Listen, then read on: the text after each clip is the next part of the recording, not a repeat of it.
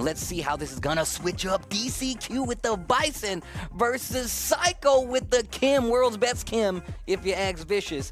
Let's see, best of 3 on the line. Bison versus Kimberly.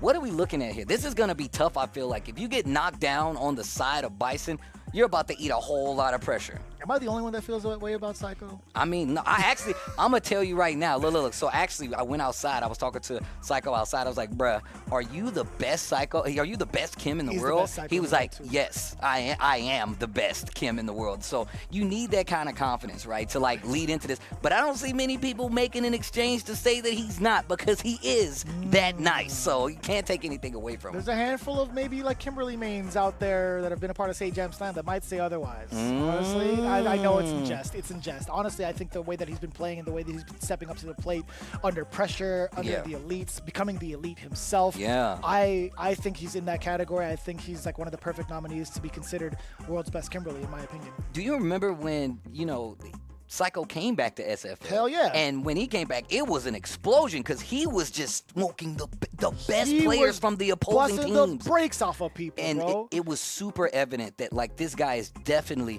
one of the best players in the country, easy, and definitely one of the premier, if not the premier, Kimberly player in the world at this point. And you just see it come to fruition every time. And you might see it again here versus DCQ. I think so, right? I think if you also look at the rest of the teammates, DCQ has a pretty decent standing record against Punk. The last time they played was over at the Chengdu Premier. DCQ was actually the one to take him down in that set and put him into loser side. So all things considered, I'd imagine with that amount of data, Psycho's like, you know what?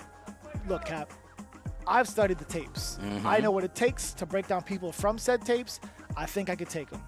I mean, and then just to talk a little bit more about DCQ and even his previous years on SFL, he is definitely one of the big guns on his team, respectively, right? So he's always somebody that is a great place to put him in the second place, because he can definitely take that momentum, swing it back in his favor, and make sure that this team continues to run after this 10 points versus Nephew that they just got. Let's see if he can steal this momentum back and do something big with the Kimberly versus DCQ. Very excited to see it. Here we go. Round number 2 in this team battle, currently underway. It's going to be the Bison pick from DCQ, locked in Psycho, obviously with the Kimberly. Let's see if he can get this momentum going. I really want to know what the defense is going to be like from the side of DCQ. That's what gets me excited the most. I mean, oh my God. Oh, you said defense? We're going offense. We're going offense. We're in the fast lane on the highway. You got to change from DCQ to OCQ. Yo. Okay. Offensive close quarters is what it looks like right now. And now I was talking about the knockdown from Kimberly and what you're going to do with it, but Psycho hasn't even gotten to play yet, and he won this first round. Damn, Big perfect to start it off. But if we know anything about Kimberly and Psycho, it's all about the momentum. Oh, the drive rush to check against Kimberly's button. He went immediately into the scissor kick for the punish counter. Now we have the bomb applied. Back-to-back throws could be an issue, but so could this shimmy. The punish counter on deck, close to level 3, by the way. I don't even think he's going to need to spend meter. There's another bomb on her. Wow. Brother, give me another throw just for cuts. We got 2 of the perfects on the board again. DCQ looking locked in. He's like, get ready. Good to see the smile on Sien's face, but also just having that attitude coming in from Oil King. Like, you already know, he's feeling great about his team, regardless of what his personal outcome is, right? Oof, counter hit. Wait a minute. Psycho trying to get started here. A little too late on that stand fierce after the backdash. DCQ ready, and now after the knockdown in the corner, wakes up with buttons. Fights back to the middle of the screen. Gotta hold those. Plant the bomb. Bomb planted. What a delay! The stagger on that medium punch to get the counter hit. His timing is all over the place, Steve. Okay, this time Psycho still content with hitting buttons and wake up in the corner. The stand medium kick, this is gonna get him opportunity now. Fights back to the middle of the screen. The next series could be the curtains. Did you see me like shrink down? I did. You mixed the word into crow. Right, Crow? What a call. What a call. These guys are tooth and nail right now. Both in burnout, by the way. That low medium pick. Oh, the defense now from DCQ. Anything could chip out on the side of DCQ if he gets a hit on Psycho. He tried to slide in, and he jumps back. Great defensive play from DCQ.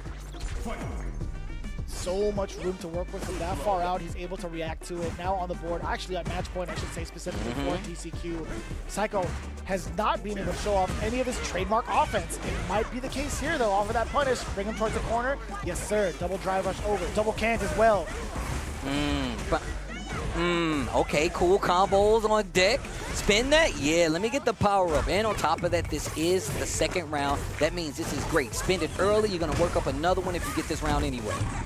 Yeah, the corner carry is insane. Spent a lot of meter to make that happen, though, but he got a lot of it back. Speaking of getting a lot of it back, screen position, he gets a lot of it back for DCQ and the Bison. Oh, man, you better be careful because he's got 3 bars. What in the world is that? That was so sick. I forgot that's so specific to the elbow drop. DCQ still not making anything of it, unfortunately. But fortunately for Psycho, finally getting that round. Also, while we're having that buff state. Okay. And you know, DCQ's aware of it. Drive reversal. First time we've seen that. Okay. Maybe looking for a button. The whiff punish. The up back tech almost gets him out of it. Another scramble mid-screen. And you see he closes the distance with the dash. Slide, no. I like that. Testing with that stand fierce, especially at that range. Oh, big damage. Swipe. Yep, spin that. Big damage on the board. The drive bar is going to be in peril. Psycho, what are you going to do with it? You're going to drive rush after this, right, DCQ? Stand medium kick. Oh, the throw.